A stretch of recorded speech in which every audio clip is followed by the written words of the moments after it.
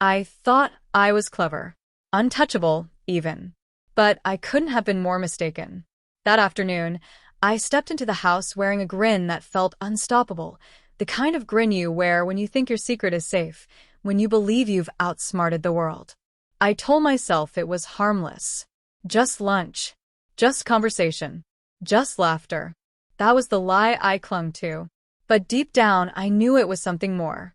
It was time stolen with Ethan, the man who wasn't my husband. The man who made me feel like I was alive again.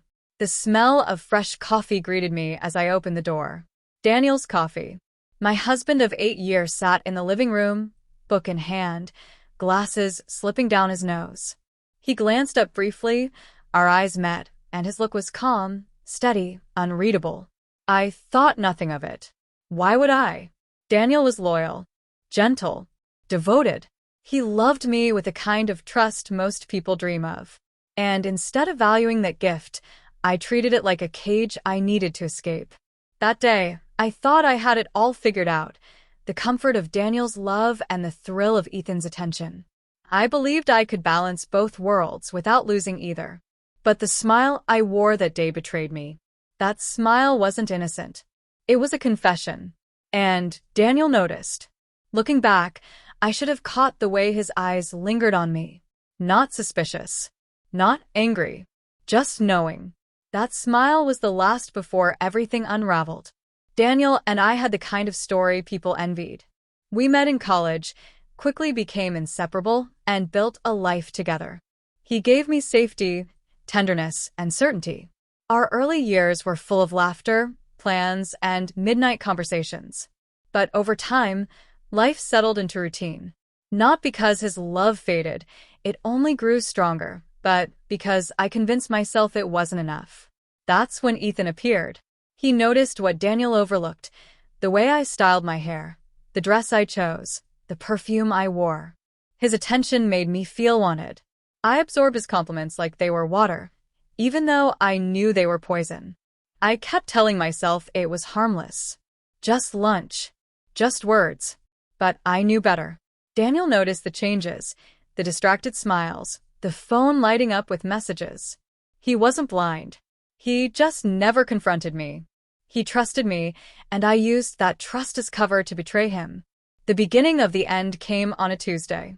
Ethan invited me to lunch again, and I went. I wore the dress he liked.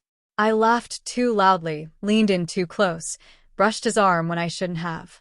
On the drive home, guilt tugged at me, but I pushed it aside. I told myself Daniel wouldn't question me.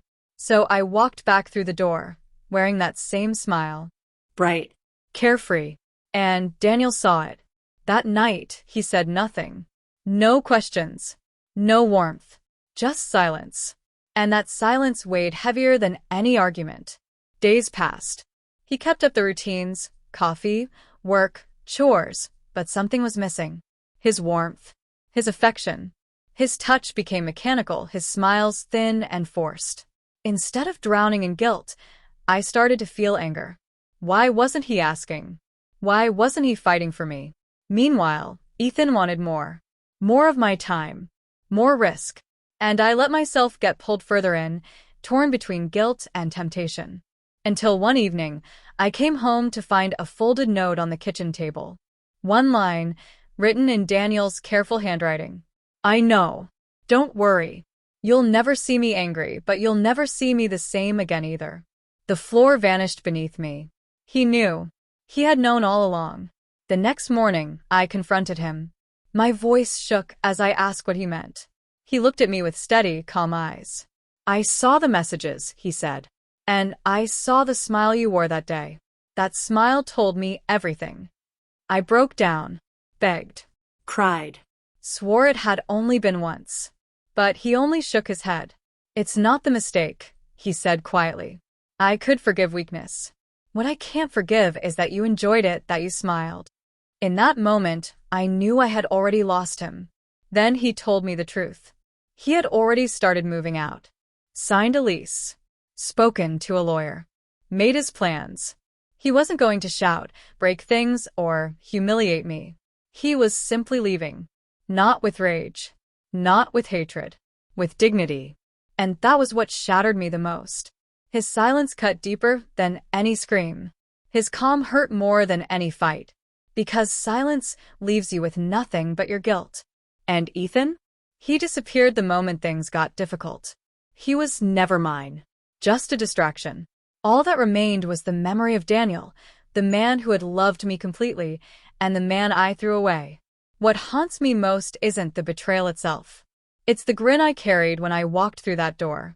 That careless, arrogant smile cost me everything. So tell me, if the person you loved betrayed you and did it smiling, would you forgive them? Or would you walk away in silence?